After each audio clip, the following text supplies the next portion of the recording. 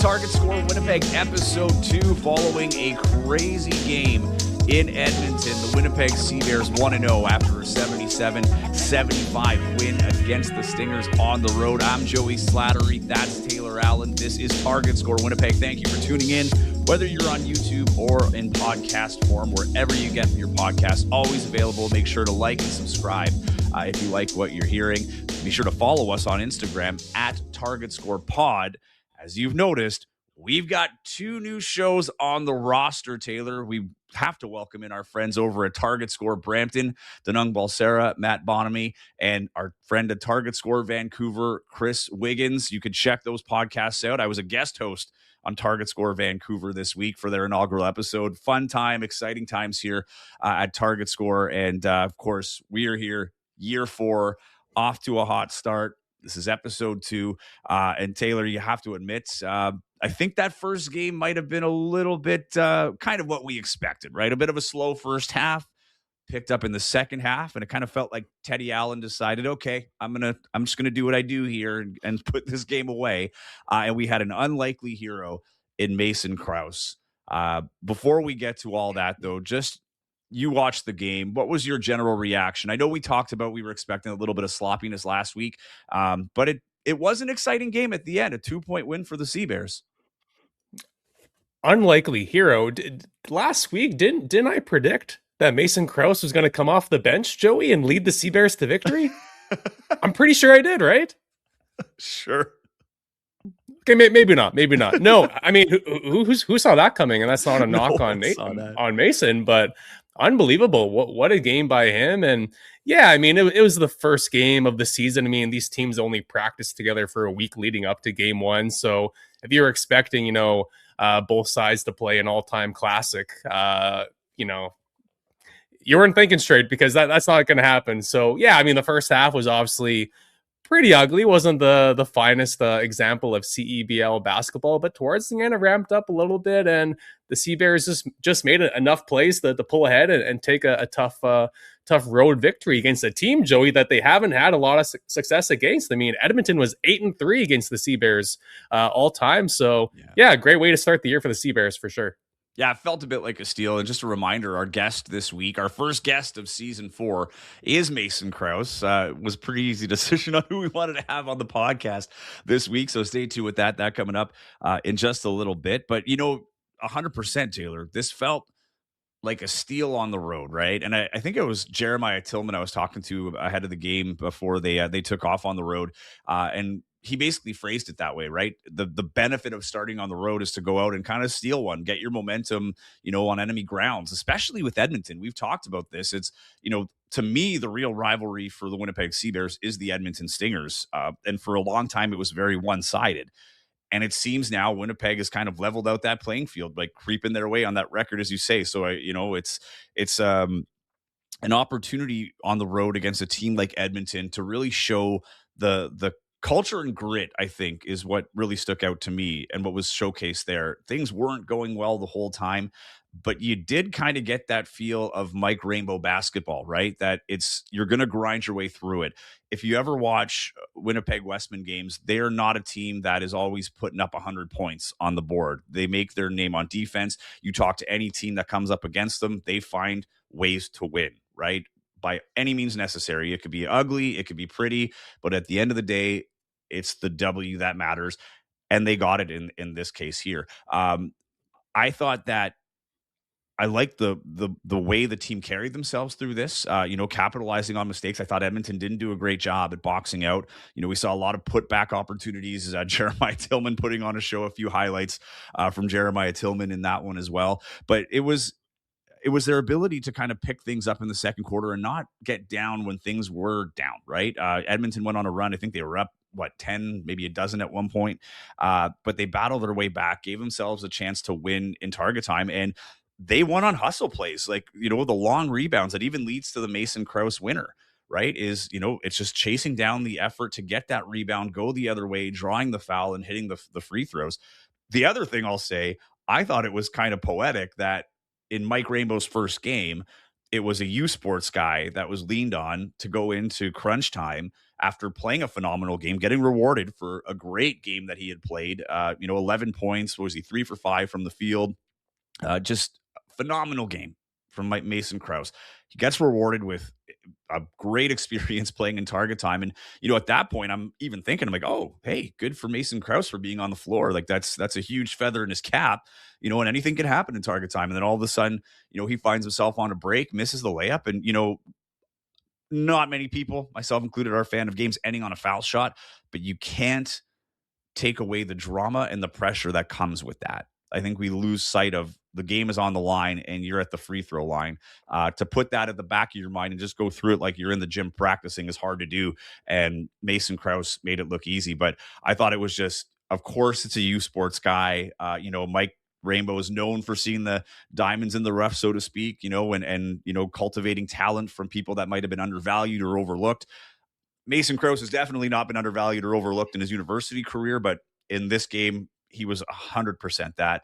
And I thought it was a little bit funny too, ironic that it was a Bison's player that had to do it, for the University of Winnipeg coach. And in the post-game remarks from Mason Kraus, I thought that was kind of funny too, where he takes a little subtle jab at Mike Rainbow and gets a little shout out for his Bisons and Kirby Shep. And but it was just a very entertaining final. The game kind of, the ebbs and flows were a little weird, but Teddy Allen went off double in his first game. Mason Kraus, puts the icing on the cake on that one. And I think if you're Winnipeg, you just have to be happy with the outcome. You went to Edmonton and you walked out of Edmonton with a win.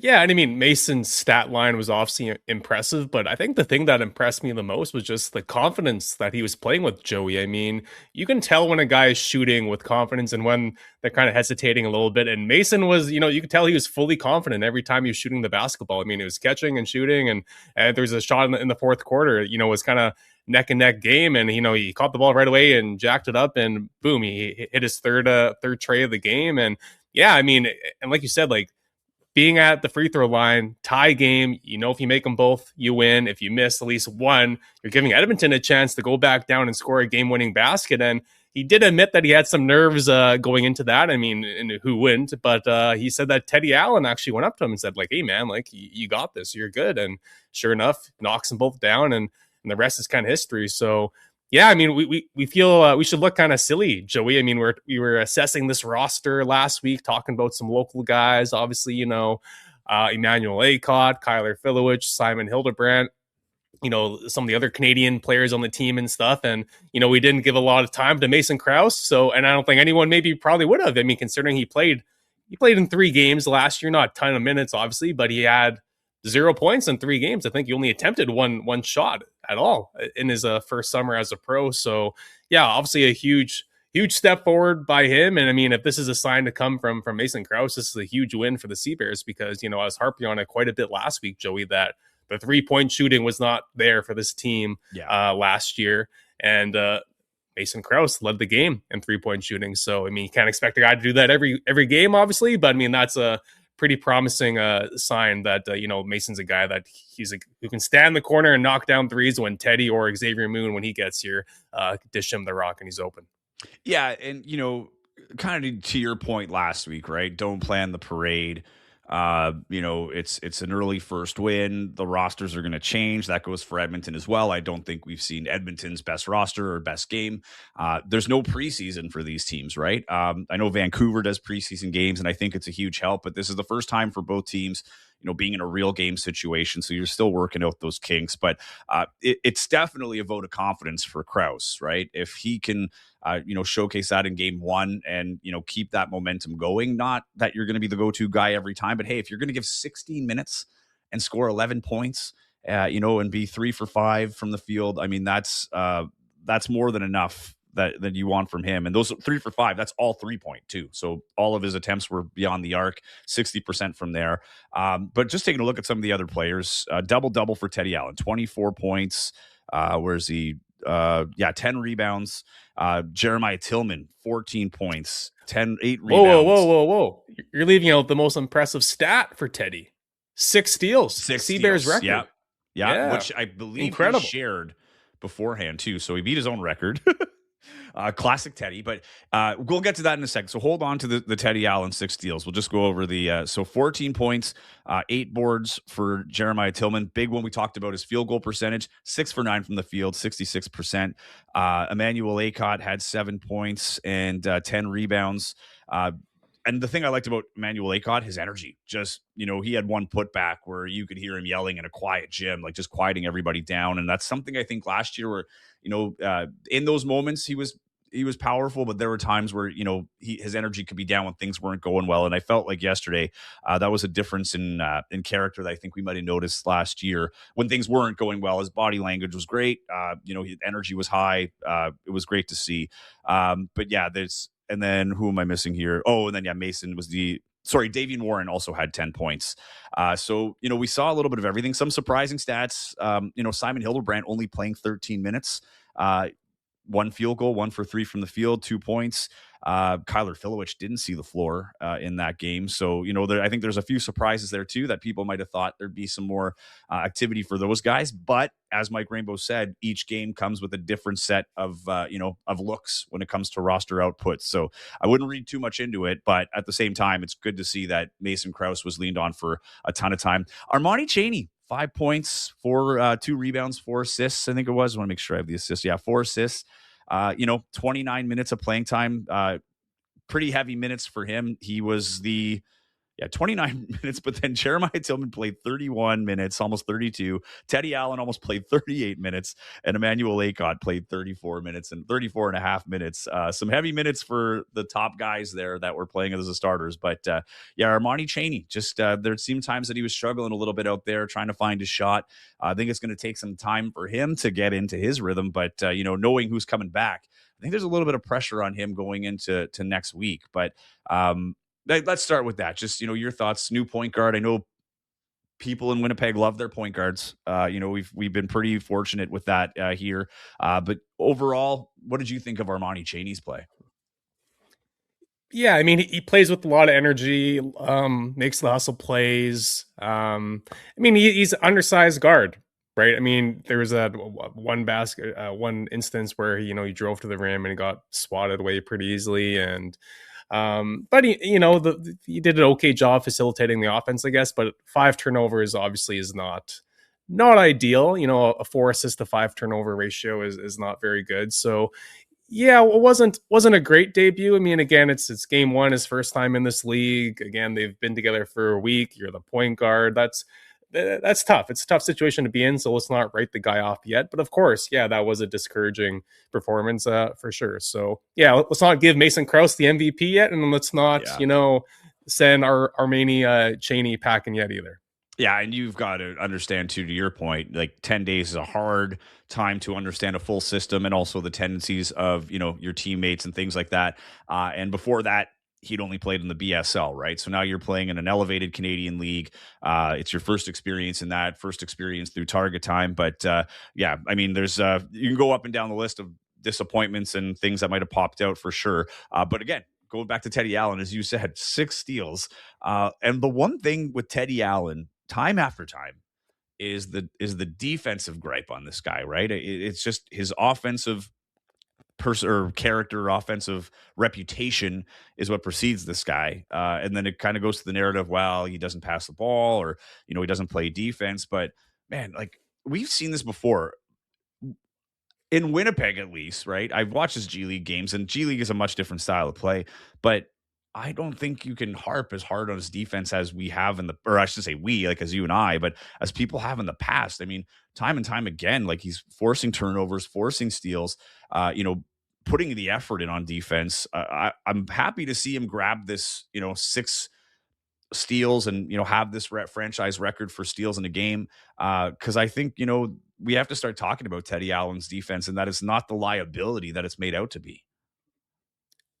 Totally. And I mean, yeah, he shot the ball 21 times, but it didn't feel like he was ever like really, really, really forcing it. It didn't feel like a Teddy ball type of game, right? Like he was trying to get guys involved, right? And guys just either weren't shooting or, weren't knocking down shots. But yeah, I was really impressed with him on offense. I mean, it wasn't the classic 40 plus point shooting or 40 plus point game by Teddy and whatnot. And it wasn't, again, the most efficient shooting performance by him. But like, again, like I was impressed how he was trying to get guys involved. Then towards the end, you know, no one else was really having a great day. So then he kind of was starting to do some more things on his own and whatnot. But yeah, I thought that was a great game one by Teddy. But you could tell afterwards in his interview that, you know, he was happy that they won, but also like, okay, like we got a lot of stuff to clean up. That wasn't a very pretty game. But yeah, I think game one, that was a, you know, impressive performance by him. And again, just the story that, you know, the fact that he realized that, okay, we have a young Canadian guard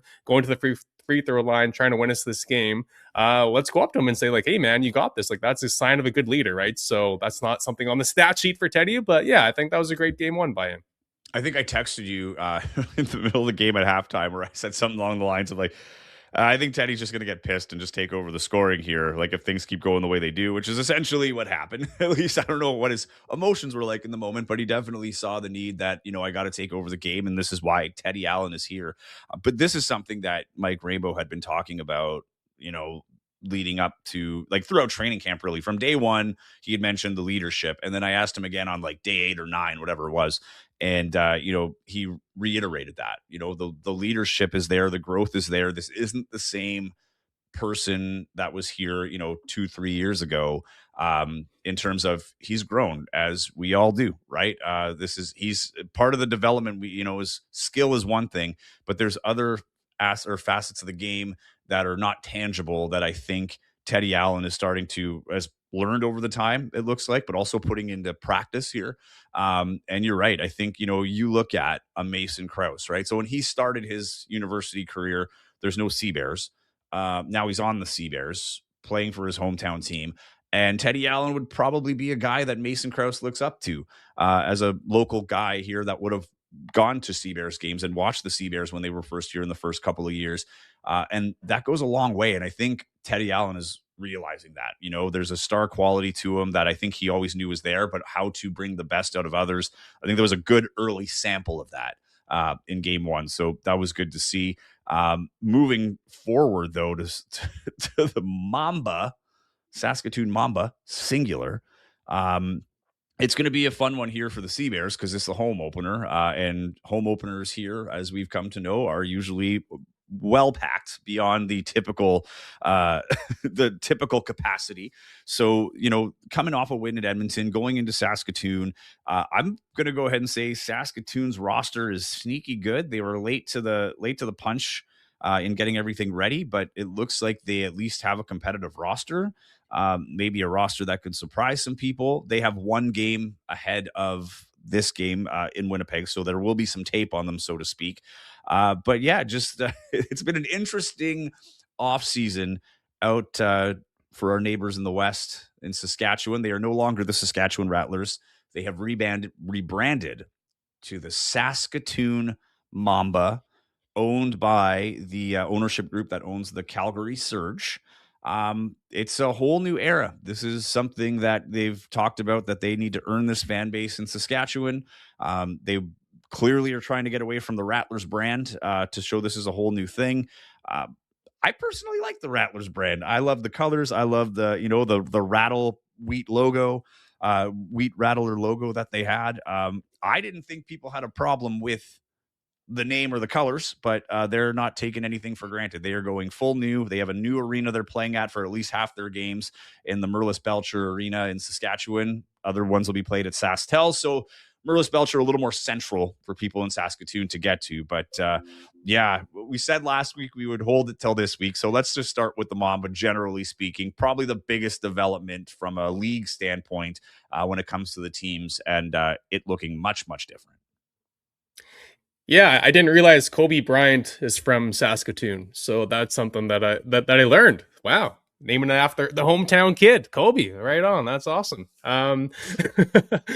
Yeah, obviously, kind of unexpected. I mean, I understand that the new ownership group kind of wanted to change things up because, unfortunately, Saskatoon fan base kind of just has been kind of slacking these last few years, which is really unfortunate because they do have a nice size arena for CBL, and it's a great town, and obviously the Riders filled that thing. Exactly, yeah, it'd be one of the best best atmospheres in the league by far.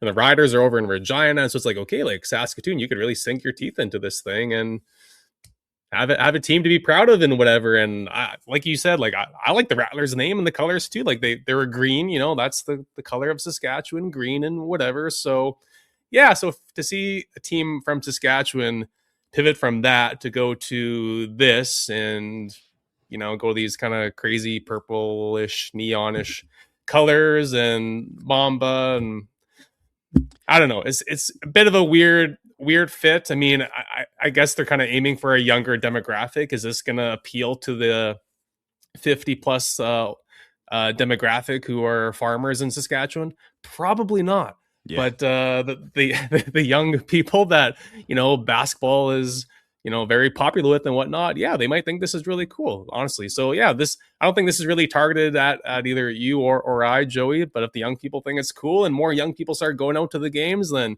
right on, that's awesome. But yeah, of course, when they announced this, though, there was quite a few jokes being made and stuff, because it just, you don't think of, when you think of Saskatoon and Saskatchewan, you don't think of Mamba. I don't know. It's kind of weird, but whatever. They're trying something different. Hopefully it works out. But yeah, I like the Rattlers name and the logo. I thought that was one of the best logos in the league. And like one of the more creative names, like a snake, a really cool snake native to the area, right? Like, and a lot of people did take digs at this. I felt the reaction was mixed to the logo, which is the mamba snake, but it's kind of formed like a river. I don't mind it. I actually don't mind, especially now that I've gotten used to it. The logo and the font for Mamba. I have no problem with that, but a lot of people did take issue with this is a snake in Africa. Don't really know what it has to do here, and that it was singular, and that it's purple, as you said, right? Like the colors in Saskatchewan, is anybody who listens to this, especially those from Winnipeg, would be well aware that Saskatchewan's color is green, Rider green. So is it a way to try to break away from that? We're not the Riders. We're not the CFL. We're something totally different. I don't know. I mean, the Saskatoon Berries appear to have been a successful brand. The pro or the college pro baseball team in Saskatoon, they're blue and purple, but the Saskatoon Berries is a pretty fun name, like for in reference to the Saskatoon Berry. I thought it was great, but yeah, it's the jerseys. I thought my initial reaction was. And also speak for yourself. I am young. The basketball jerseys were designed to look good on the street. I don't know how they look on the court. There's a lot going on. I'm really interested to call the game on Saturday. Like I'm doing the play-by-play for the home opener, just to see like how the numbers are going to be readable and the last names and things like that. From a performance standpoint, I don't think it hits the mark that it does, as in like, yeah, it's cool to buy and wear out in Saskatoon, right? It's like I've heard a few people that do like it. It's not like a full blown everybody hates it, but there was definitely a lot of tension and controversy and complaints on the initial announcement, which I think have subsided a little bit. And now you have to put that behind you and play on the floor. Biggest names for me, where I started kind of looking harder at Saskatoon as a genuine contender in the West. Jalen Williams, former Winnipeg Sea Bear, a guy who had to sit out last year a lot of games simply because of the import rule, because he's not Canadian. They had to scratch him for a bunch of games. He's had a great year in the G League, playing with the Stockton Kings. They were in the finals for the G League. They lost in the finals. So he's got a little bit of, edge to him right now, maybe a bit of a chip on his shoulder. He's in his third year pro. And then the other one, Tavian Dunmartin. If you remember him, he played for Montreal, the Mighty Mouse point guard, 5'8", phenomenal shooter from long range, kind of a Steph Curry part to his game, quick, elusive. A lot of guys had trouble guarding him. I remember Jalen Harris talking about how much of a struggle it was to guard this guy, and Jalen Harris has played in the NBA, right? So you've got a point guard who is an offensive threat, who can move the ball around, who can get defenses moving, and I'm not going to lie, I'm really excited to see him play with a guy like Jalen Williams or Kareem Mane as well, another Canadian, that came over to Saskatoon. There's some good players on this team, but those two, I think, are the big ones that they picked up that are going to be game changers for Saskatoon early in the season, at least. Yeah, Tavian Dunmartin's one of my favorite players in the league. to watch. Got a chance to watch him up close and personal last year, and yeah, he's a blast to watch for sure. And yeah, Jalen Williams, I mean, he's a really good guy. I mean, he had a big role at the Seabears early on last year, and then he kind of left for the summer league for a little bit, and then some other guys came in and stuff, so his role was kind of lost towards the end of the year there. So nice to see him get another chance here in the CEBL. So we'll see what he can do. You know what the funny thing is about this too? This is going to be Teddy Allen's first game at Canada Life Center since returning to the Seabears. His last game at Canada Life Center was against the Seabears with the Saskatchewan Rattlers. Is this another revenge game for Teddy Allen?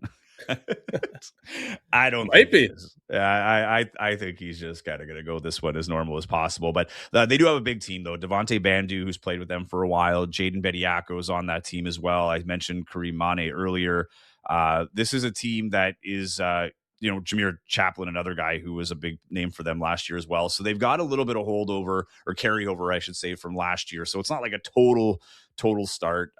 Trey Townsend won he didn't win, but he played with the Utah Stars, the Utah Jazz affiliate. So another G League guy with, great player. So I'm looking at this as, I think the challenge for Winnipeg looking ahead is just going to be that inside game. I think if they can establish that against Saskatoon, they're going to be in good shape. I think this is a big game for Jeremiah Tillman, to be totally honest. I think this is a game where he can really, in a number of ways, you're going up against a team where you're going to be dependent on to be fighting for those rebounds and a chance to put on a show for the home crowd. Because, I mean, he was real impressive in that first game. Yeah, I was a huge fan of the way he played last game. I mean, he was finishing everything around the rim, which we should have saw coming because this is a guy who's finished near the top of the league, if not at the top of the league before in field goal percentage. And some of the passes, Joey, that he was kind of catching in traffic, like sometimes, sorry, I can't even speak. Sometimes big guys struggle with catching like some low passes through traffic and whatever, but like, no, he had great hands. So yeah, I was very impressed with his game and his rebounding as well. So yeah, I think that was a great find for the Seabears for sure. And I'll say this, key matchup for me, though, Armani Chaney and Tavian Dunmartin. Like, these are two small guards that are going to try and make a statement on each other. And, going back to what we were saying about Chaney earlier, I think this is a chance for him to make a real statement, right? There might be a little bit of doubt in his first game from people here in Winnipeg, and you have a good opportunity here at home. You put on a show in front of the home crowd, all is forgiven and forgotten.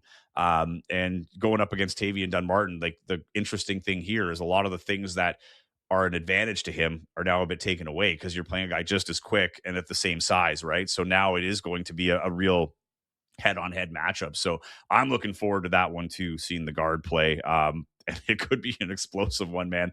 One of my favorite games I called last year was the Montreal Alliance game when they were in town here against Winnipeg, and they were making a run. He had some big shots in target time. I think he could be a real problem for the Seabears on Saturday.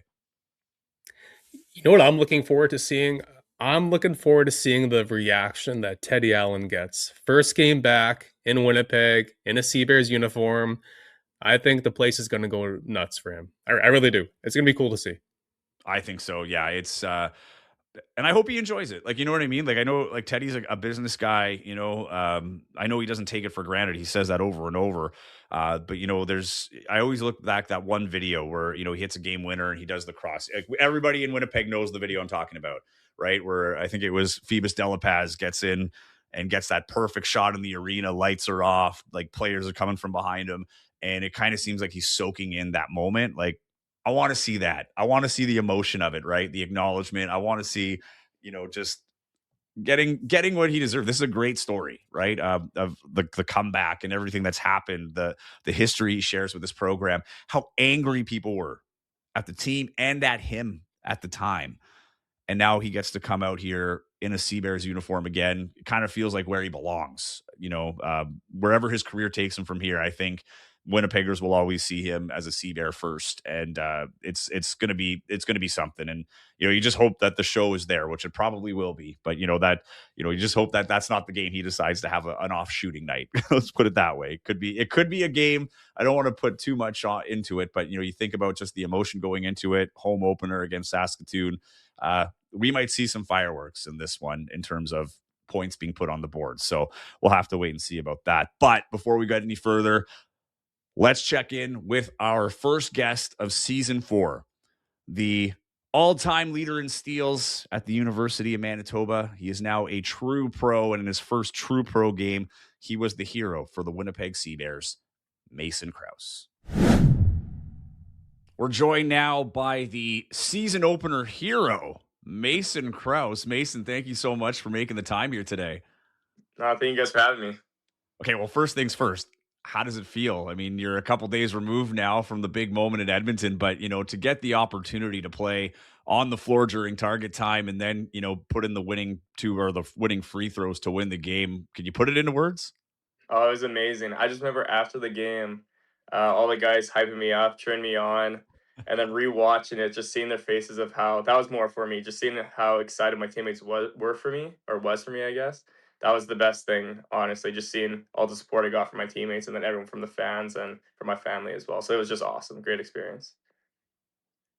Going into game one, what were your expectations, Mason? Obviously, you're a second year guy now. The last year, didn't get to play a whole lot. So into this first game, just what were you kind of expecting? Honestly, I was going in with no expectations. I assumed that I knew I was going to get in. I knew I just had to capitalize with the minutes I got. Because at the end of the day, it's a team game. If Rainbow thought I wasn't going to help us win, then I wouldn't have just played as much. But I just wanted to go out there. If I did get out there and just show that, oh, I belong on this court, and then just earn my minutes, basically. What was it like for you to step on the floor with Simon Hildebrandt? Because you guys played together for his first couple of years in Manitoba before you went to the NCAA. But both of you guys have played for the Sea Bears, but never at the same time where you've shared the floor as professionals. What was that like? Oh, it's surreal. It was a great experience. It's just so funny seeing him out on the floor again, and it's honestly like deja vu every time we played together. And I think I've only went off a pick and roll with Simon during the game, so I thought that was kind of funny too. So it's just awesome to play with him again.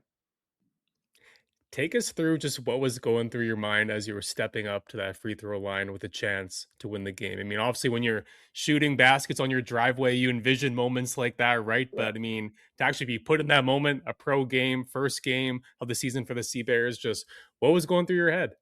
I knew I was gonna hit the first one. The second one got me a little nervous because that's the only one that matters really. Because if you hit one, it doesn't really matter. You're in the same situation. So once I saw the first one go, I'm like, okay, now this is the one that matters. I was a little nervous, but then, like I said in my other interview, like Teddy and Armani just were like, "Hey, like you got this. We know you have it. This game's over." So that just put confidence in myself, and then made my nerves go down a little bit. We'll touch on that a little bit more a little bit later on here, but I first want to touch on your relationship with Mike Rainbow, right? I liked Mhm. your interview at the end of the game where you're, taking a bit of a little light jab at the University of Winnipeg head coach. You're a proud Manitoba Bison, now alumni. Yeah, But what was that relationship like? I mean, you guys, like the basketball community in Manitoba is pretty small. I know you would have yeah. worked with them in different ways. But I'm curious as to how much you learned from him and what he learned from you as competitors and how that might help this relationship now that he's coaching you at the pro level. Yeah, I always say this, like, Coach Rainbow is one of the best, like, tactician coaches. You know you're gonna get, like, all effort from him because he brings out the best in all of his players, and I think he's done that every single year at University of Winnipeg, and just as a guy, he's just a great person, and that you're willing to, like, go to war for him. And I think with just us competing for the past 5 years, I guess, he knows that I'm always gonna try and go all out, and I'll play defense and work hard. So just building that relationship of trust has been big over the past few years. But yeah, Rainbow's just an amazing coach, amazing guy, and he just expects the best of you, but then also knows if you're having a bad day, he'll support you in any way you have or any way you need. Sorry. Did he respond to your post game interview, like Joey said, the little dig you took at the U of No, M, and how he needed some Westman help, nah, Bison help? Sorry. yeah, no, he didn't. He had more important things than my little dig to worry about. But yeah, no, he didn't really think about it much. He just knows I'm joking around. But yeah, he's a great coach, and yeah, he's just expects the best, and guys are willing to give their best because how he supports them. Oh, wait, next thing you know, we're going to see healthy scratch, Mason Kraus. What Yeah, happened there? yeah, I want to go back to you said about, Armani Chaney and, Teddy Allen kind of hyping you up on the foul line. This is your second year, technically. You played last year with the Sea yeah. Bears a little bit. Clearly, you have a bigger role this year already in the first game. But what does it mean when you have guys like that, kind of hyping you up and giving you that support? Guys that have played, all over the world have different stories, but especially Teddy, a guy that you probably would have looked up to, I imagine, when the Sea Bears first came to town and you were starting out your university career. What is that experience like, where you get to share the court with these guys, but also get their vote of confidence? Yeah, it's surreal because I believe I'm a very confident guy, but just having someone else like push that and like instill that in you, it's totally different. Like Armani's a great point guard, he's a great leader on our team, and then Teddy's been a great for the organization, has played G League, has had great college career, has a great pro career, and just guys like that being able to push that and instill that in you. And then after the game with ACOT, he's like, "Oh, like Mason, I know you had a good game, but I expect this from you." So even from that standpoint, like it's just awesome and just makes you like build your confidence and build your trust within the team. Well, speaking of your confidence, I was saying to Joey Mason that, I mean, your stat line was one thing, but for me, the biggest takeaway was just how obvious it was that you were confident. You're shooting the ball with confidence. You're shooting the ball like a seasoned vet. Um, and yet, for a guy who, again, only last year, he only played 3 games. I think he only had one shot attempt last year, Yeah, right? So how does a guy go from that to then game one looking like, he's calm, cool, and collected, and drilling threes with a hand in his face in the fourth quarter, and yeah.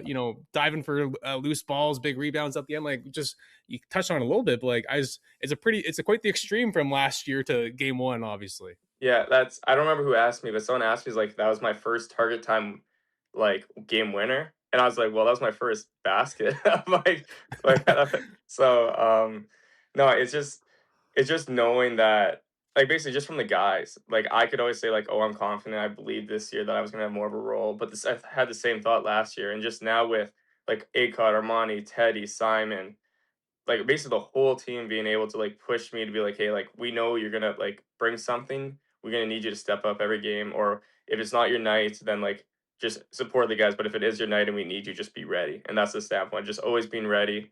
And whenever your name and number's called, just being ready to knock down those shots. How has your time at the University of Manitoba prepared you for this? And this is not, a bit of a twofold question, because, not only from the development standpoint with Kirby Shep and having played for him for, the last 5 years, but, also just being in the community and staying in the community. You're a Winnipegger, you're, born and raised here, you played your university here, and now you're playing for the pro team. How do you think that experience with the Bisons helped you for this moment? Is just I would honestly just say from being from the standpoint of with Simon, I had to work more off the ball more because he was our guy. And then now with Simon leaving, it gave me more opportunity with the ball in my hands and just having the opportunity to lead and understand like, hey, like last year I didn't play much. And I think that gave me a good standpoint of like, okay, like everyone on the team matters in a sort of in a way, and where like you're impacting the game's not always on the court initially, but could be in the film room, could be in practice by pushing other guys. And just from that standpoint of last year where I didn't play as much, going into each season now as a Bison, just learning, hey, like everything you do matters to the game. And you can't take anything like lightly, like going to your workouts or in your classroom or anyway or in film. And just from that standpoint at U of M, they always push me to be better. And like I just remember one time Kirby like questioned me if I watched film because I didn't use it on a certain thing, even though I was watching film. But it's like just like those little things where it's like, yes, everyone knows you're doing something, but you Kirby demands you to be better and the best you could be. So just from that standpoint, they always push me to be better. You mentioned Simon leaving Mhm. the U of M. I mean, for those that don't know, you had an offer to leave the U of M as well, and obviously you chose to stay. How close did you come to taking your talents down south, and just what was that decision like for you? I was close, but end of the day, I just knew that if my whole goal as a career was to play pro overseas and have a good pro career, and I felt that staying home with Kirby would be the best chance of me becoming a pro and being a better player. Because there's a lot of guys that go to D1 and they'll have a good year, but I don't think they're pro ready. And I felt that Kirby does a good job of getting his players ready for the pro. So I wanted to stay home for my last season and just become the best pro player I could be. What is that relationship with Kirby Shep as well? I mean, clearly from the get go, he was, recruited you. You stayed there for the whole 5 years, despite some offers to go elsewhere. What makes him as special as a coach, but also in your own development as a person? Yeah, I'm a big loyalty guy. I don't like jumping school to school or bouncing place to place. So just staying home was a big thing for me. And then Kirby gave me I'm big on when I first came out of university, I didn't have like my D1 offers, and then when I started playing U Sports, I started getting them. So I'm big on like, hey, Kirby believed in me early, so I wanted to show my support to him as well and be like, hey, like I'm staying because you believed in me, so I believed in our program. And just from that, we had a good career. We didn't make it to the place we wanted to, but it was just a great experience and great overall. I want to follow up on that because it was also a core group that has been together for a long time. Like the Bisons Yeah. right now have to go through a major recruiting process right now to replace the master class of seniors that went out. But what was it like sharing the floor with, all the guys that you did? I don't want to name them all because I know I'm going to forget. There's so many, but the guys that were there from, year one, year two that you played the last 4 or 5 years with, and being able to graduate with these guys. I mean, beyond just Yeah. what you were able to accomplish on the floor, what do you take away from that? Yeah, those are friendships I built for like the rest of my life basically. I've known all of them since I was like 12, 13 years old. So being able to go with guys and end my career with guys that like I not just like enjoy playing with, but are like will be my friends for the rest of my life. I wouldn't trade it for the world. It was a great experience. It was awesome playing with them, and I got love for all of them. What can you tell us about your time representing Canada Yeah. on the 3-on-3 stage? That's obviously a pretty cool thing. Yeah, honestly, I felt that is one of the reasons why I succeeded in our first game because with the 3x3, I was a little nervous and I didn't know what to expect. But then just being thrown into the fire with that and just being like, oh wait, I actually do belong. And with that, it's like you're playing against random people you've never met, you've never heard of, but then you see them representing their country and you're like, wow, this could be insane. I don't know what to expect. And just going into the unexpected, just prepared and being ready for that, it builds your confidence. It builds you for like if you're gonna play professional with Sea Bears and stuff like that. And it was awesome. Side note, Are you if old enough? Sorry, Joey. Are yeah, you go old ahead. enough to have been around for the NBA Hoop It Up days back in the day in Winnipeg? Did you play any of those? I didn't play any of them, but I was old enough to like recall it. I didn't play in any of them though. Okay, okay. I'm definitely dating myself then. Back in my day, Mason, Yeah, we had NBA Hoop It Up every yeah. summer, 3-on-3. That was real 3-on-3 That basketball. really, That was awesome at the Downs. So you Well, missed I was out, gonna but say, I guess representing Canada is cool too, though. if you have not been to a 3x3 tournament or event, they're awesome. I went to one a couple years ago at Edmonton. Like Jimmer Fredette was there. that's Uh, Canyon Barry, like Rick Barry's son, was on the Team USA team. But like in terms of just the hype and fun from a fan standpoint, for all of our viewers and listeners, if you ever have a chance to go see a 3x3 event, they're a lot of fun. Another thing, Mason, you're playing your first true pro season here this summer with the Sea Bears, but you've signed in Germany as well, right? yeah. I had a lot of direct messages sharing that, people asking, is he not coming to the Sea Bears? Or so what is it like now? I think the Sea Bears was a little bit more of you knew it was coming. Mhm. But to sign a contract overseas and, after the summer in a time you'd normally be going back to school, how does it feel to get that first contract underway? Like what kind of pressure, nerves are you feeling about that? Uh, Honestly, with pressure, I don't feel any, but with nerves, once it gets closer, I'm gonna say I'm not nervous now, but once we get closer to the actual date where I have to leave, then I'll be nervous. But right now, I'm just excited, and honestly, it's what I've never dreamed really about playing in the NBA. I always wanted to play in Europe, so just from that and just realizing, okay, my goals are actually attainable is it's just awesome, and I'm just excited to do it. And then yeah, I leave once the Seabird season's end, so it's nice, so there's no conflict. Yeah, and you're not considered an import there either, right? No, no, because Because you have your I'm German and have my German passport. So how does that connection go? Like, where does how far do you have ties to Germany, I guess? So for my first year, I'll be playing Pro A, and then hopefully after I could try and play in the Bundesliga. But Okay. it's just it's awesome having a contract. It makes life a lot easier rather than competing for like same with the CBL where two Canadians have to be on the floor at all times. That's the same thing in Germany where two Germans have to be on the floor at all times. So it just benefits me very well, and it's awesome. So I guess it takes away a little bit of pressure because now you're not, like kind of like last year with the Sea Bears where we had too many imports in Winnipeg. Yeah, And yeah, so that makes things a lot easier. Well, congratulations on that thank contract. you, thank you very much. So why was Europe the goal? Dreaming up, or sorry, growing up. Why was Europe the goal? So my family's German, of course. So just watching all the European football games when I was growing up, and just seeing how the crowds would get so excited and so loud and hectic, honestly. I've always wanted to play in an environment like that. So just seeing that, it's always envisioned myself of like playing in games like that. So I've always wanted to play in those. Oh, that's really cool. Your family too, very tied to basketball, right? Like, how Yeah. has your family influenced your basketball? I know for grad night, you had your whole family there taking pictures and things like that. They seem very Yeah. supportive. But how deep is basketball rooted into your family?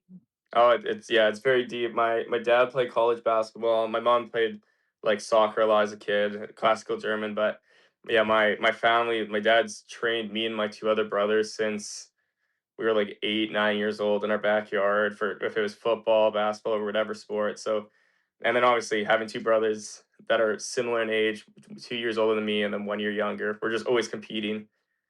Even if it was like jail basketball, it's always just going out there having fun. And then yeah, my dad and brothers always support me, and my mom too. So it's awesome. Think they'll be able to catch a game in Germany? They've already talked about flying out, so yeah, they definitely will come out. Good stuff. Mhm. Can you speak German? Have you been out there before? So I can't speak German, so that'll be a little interesting to see. My Oma's actually got me a like a dictionary and like a basic word pamphlet for German words. So I'm gonna start practicing that and see how far I can get. Do you understand it though? It's I only understand it when my Oma's speaking because I just know what she's like, her tone and how she's saying it. But actual German, no, not at all. That's awesome. Yeah. Do you have any more questions, Taylor, or should we flip over to target time? We can flip over. Let's go. All right. You ready for target time, Mace? Yep. Yes, sir. All right, let's do it. All right, a reminder for everybody. It's been a while since we've had a target time. It is the world's slowest rapid fire sequence of questioning. So Mason, let's start with an easy one for you. If you have a chance to play 3x3 with two other players of any era from anywhere, who would you be your two teammates for 3x3? Oh, that's LeBron and Kobe Bryant. You're a Lakers guy. No, I'm not though. I'm not. I'm a Houston fan, but those are the goats. What would be the benefit of playing with those guys? Is it just because they're your heroes, or is there something where you're like, man, if I can have like Kobe on this side, LeBron on that side, like what I could do? Like how do you think that would work out? Honestly, it'd just be being in a room with Kobe Bryant would be insane, and just see his work ethic. And then LeBron, because he's my GOAT, so just being able to play with him, he's a great passer, could do basically anything on the floor. So just those two would be awesome. Well, I don't think Yao Ming and Hakeem Olajuwon are gonna like that answer from a Rockets fan. But, James Harden either, but no. Fair enough. Well, I was going to ask. I mean, we see a Kobe jersey framed behind you there, and I guess I know what you're going to say now. But if you can add another framed jersey to your collection on the wall behind you, whose jersey would it be? LeBron's my GOAT, and I think Kobe Bryant's one of the best. But James Harden's my favorite player ever. So if I could get a signed, framed James Harden jersey, that'd be the best gift ever. I don't know, Mason. That guy, whenever it's playoff time, he never comes out and plays hard. And yeah, we just turn it off. I guess at that point when it gets to the playoffs. Fair enough. Okay, my next question, I'm prefacing it a little bit because you cannot pick the University of Manitoba or Canada Life Center, but you played in a lot of places. What is your favorite gym that you've played in? I don't remember the exact gym, but we played for 3x3. We played in a gym in Chile, and just the environment with the fans and like the court, feel the court, the rims. It was just a whole. I don't remember the exact name of it, but the whole experience of just that gym was amazing. They had music blasting the whole time. It was just awesome. Okay, that's awesome. I was like, I wasn't sure. I was like, maybe he's gonna go with the U Sports gym, but that's awesome. Yeah. Who is your favorite German athlete of all time? Oh, that's easy. That's Dennis Schroeder. That's the German GOAT, German legend right now. Debatably the best team Germany player ever. But it's tough to debate with him and Dirk. Okay. Yeah, I like this. Okay, so this isn't my target time question, but are there any similarities from Schroeder's game to yours that you try to pick out? Honestly, for him is just how he is able to lead the floor. and his like impact on the game, where he's like, even with the Cavs now, there's sometimes where he doesn't have the ball all the time, but he still finds ways to like do little nuanced things to impact the game. So that just from that standpoint, I try to pick that up from him. All right, this is my target time question. What is something about Mason Kraus that would surprise people? Like, it could be an interest, it could be a quirk, it could be another sport you're good at. Like, what is something you think that if you told people, they'd be kind of shocked to hear that? I would say that I guess that people wouldn't know, that's not Scottish. I'm a big Star Wars nerd, so I watched all the Star Wars things. I have Star Wars comics. I just know a lot about Star Wars, so that would be my little niche thing that someone might not know about me. I just know a lot about Star Wars, movies, shows, comics, and all that. So follow up then, because Mike Still at the University of Manitoba, I think it was him that gave you the nickname Storm. Were you ever disappointed that it wasn't Stormtrooper? No, I was not. I'm cool with Storm. It's my middle name, so I'll take that. Oh, it's your middle name. See, I thought it was always a nickname. So man, now are you mad at your parents? Like, you couldn't just add Trooper as another one? You could have segmented it. Mason, Storm, Trooper, Kraus. No, I'm cool with Storm from X-Men, so I'm cool with that. That's sick. Okay. Well, this wasn't going to be my target time question, but I guess it will be now because I'm curious. Who's your favorite Star Wars character? So it was Anakin, basic pick, but I've switched to Darth Maul over watching this show. I have one of his Shadow comic books, so just after reading about it a little more, watching the show that just came out, he's my favorite right now at the current moment. Darth Maul is my favorite one. I'm not a massive Star Wars guy, but when that movie came out and he had like the double-sided lightsaber, man, and the face paint, that was awesome. Okay, sticking with the Star Wars theme, what Star Wars character, you take all the characteristics in them, best reflects you as a basketball player? Mine would be, if I had to say, it's Anakin when he's just turning bad. Because I'd say sometimes I get into the moment and I'm always like super aggressive on defense, which could cost me a few times, but just how he always cared about things and just always wanted to like make an impact. That's basically me as a basketball player. I'm always trying to show that I belong or show that I can impact the game in any way. And just from that standpoint, I'd say like Anakin when he's turning bad. Nice. Okay. Well, I'm gonna have to leave this call if we still keep talking Star Wars because I know absolutely nothing about Star Wars. Sorry to disappoint you too. But, so I'll have to pivot us back to basketball. I'm sorry. Mason, other than game one of the season with the Sea Bears, knocking down those two free throws, what were the previous biggest free throws of your life, or the most stress you've ever been about being at the free throw line to knock down two shots?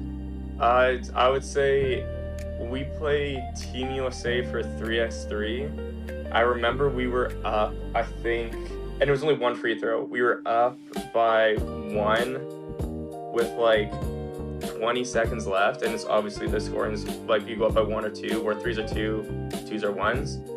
And we ended up winning this game. I ended up knocking down, but I just remember I was like, oh, if I miss this, we're definitely going to lose this game. So just from that standpoint and that pressure against Team USA with like 30 seconds left, that was a great experience. And that was definitely before this, one of the most nerve-wracking free throws I've taken. Yeah, that I can't imagine that. Everybody talks about how they don't like the target time ending on a free throw, but I really think we undervalue how nerve-wracking that is. Like, I know now that you've been in that position, like, do you think it's a little undervalued that we kind of overlook the free throws and like not exciting ending? So yeah, I get us from a fan standpoint because you always want to end it on a basket. But then, from a player standpoint, it feels I haven't hit an actual like a game winner with the finish, but with the free throws, it's nerve wracking and you're in a tough situation, especially with us when it was 75-75. So it's honestly undervalued, but I do understand from a fan standpoint. But it's tough when all eyes are on you and the pressure's like building up. All right, Mason, you're doing well. Target time is almost over. What our last questions here? My last question is, I have to bring a local angle to this. Who is a Winnipegger, past or present, that you've not played with but would have liked to have played with as a teammate? So it could be someone that you played against, but someone that you would have liked to have on your team from Winnipeg. That's Rashawn Brown, easily. Because I came in just when he was finishing, So if I got to actually play with him and just like compete against him every day, because we're both point guards, that would have been awesome. Because I got nothing but respect for Rashawn, and just being able to compete with him would be amazing. Because he was a great player, so being able to play against him every single day and compete with him would be awesome. Yeah, and he's still very active in the community too, which is awesome to see. That's a good answer. I like that one. Yeah. Former college teammate of Pascal Siakam, Rashawn Brown. He was, yes. They went to university together. Yeah. That's crazy. Pretty cool fact there, yeah. And in closing, Mason, or at least my last target time question for you. Obviously, there's lots of Winnipeg guys on this team. You, Kyler, Simon, E-Man, coaching staff. But for any of the non-Winnipeg guys that are with the Sea Bears for this summer, they come up to you and say, like, hey, man, what's one thing in Winnipeg that I gotta do before I leave? What's the recommendation? If it was winter, I would say like going skating down the Forks trails, and that'd be just like a great experience just to like really immerse in Winnipeg. But during the summer, it's just going to like folk fest, going to like little things like that where it's just seeing like a bunch of different cultures coming out, just showing that in Winnipeg it's a group of cultures just becoming one, and just going to stuff like that would be an awesome experience for them. River Trail might be my single favorite thing about Winnipeg. Like, oh yeah, in the it's winter. awesome, especially but obviously right now it doesn't work. But yeah, during the winter, that'd been my first thing to recommend. You can try. You don't know till you try. You could try. Yeah. It might work, but spring hasn't shown up. It hasn't been nice for us at all. Freezing, so maybe it is still frozen. Yeah. I haven't been there in a while. Oh, that's awesome. All right, well, that concludes Target Time.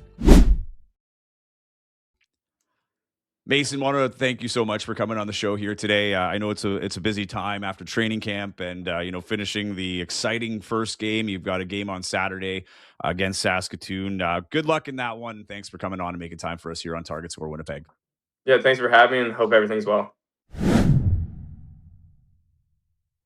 All right, that was Mason Kraus, the hero from Game 1 for the Winnipeg Sea Bears. Appreciate his time coming on the show, joining us here on Target Score Winnipeg, which is available every week on Wednesdays. I know this was something that people were like, hey, when's the next episode coming out? In years past, Taylor, we have to admit, we were not always great with efficiency or at least routine on timing. That changes this year. Wednesdays is when you could expect new episodes. They drop every week. And again, we have two new partners, two new shows on the roster, Target Score Brampton, Target Score Vancouver. I know we have listeners from across the country. If you're in a market that doesn't have one, stay tuned. We're trying to grow this as best as possible. And for those that have been listening from Vancouver or the Toronto area, Brampton and Vancouver have their own shows, so make sure you're tuning in. All available on the same YouTube page. You can subscribe to their podcast forums when they are out. That'll all be available. But yeah, really appreciate you all here. Next game is Saturday. Is it a 7 o'clock start? I probably should have made sure I knew that, but 7 o'clock start Central Time against the Saskatoon Mambas or Mamba. I gotta stop saying that. I always want to say plural. Mamba, the Saskatoon Only one Mamba. Only one Mamba. There's only one Mamba. The Saskatoon Mamba. They are a unit. They are in town for the first time this year. It is the home opener for the Winnipeg Sea Bears, and it is available on CBC Gem, YouTube, whether it's the CBC channel or Canadian Elite Basketball League, and of course on CEBL Plus. And the game is at 7 p.m. at Canada Life Center. So if you are in Winnipeg, I'm sure we'll be seeing you down there. If you see Taylor and myself, make sure you come say hi. Appreciate all the feedback that we're getting. So leave a comment in the YouTube page or send us an email, targetscorepodcast@gmail.com. You can direct message us at TaylorAllen31 on Instagram, at Joey Slattery TV on Instagram. And yeah, appreciate it. We got a tip on the show. Someone saying that they enjoy the show, but there was audio issues. So thank you for that. Those are the things that we're looking for. If we can make the listening and viewing experience better, we'd love to do so. But appreciate you all tuning in. Any final thoughts, Taylor?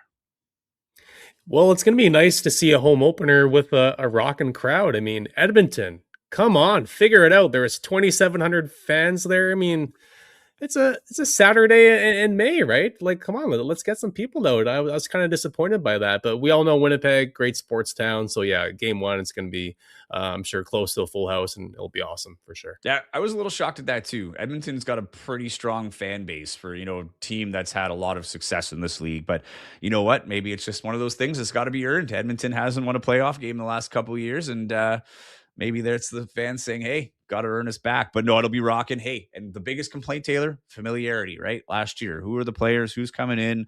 Who's on our team? Well, you got your familiar faces from year one. Some of the most beloved faces. Taylor Allen. You're a beloved face too. But Teddy Allen, Simon Filowich, Simon Hildebrand.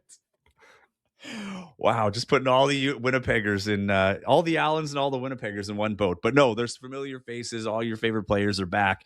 Looking forward to it. It's going to be a rocking crowd. I'll have the call on CBC, Gem, and YouTube, as well as CBL Plus. We'll be back on Wednesday. We'll see you then. Taylor, have a good one. We'll see you.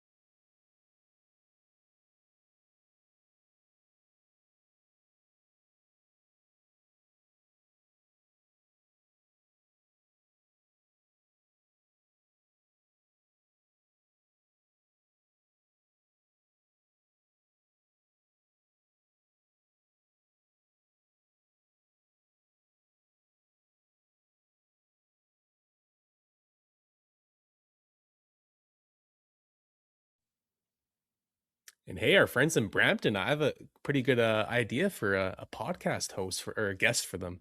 Mark Cuban. What the heck? Oh, can you imagine if they got Mark Cuban?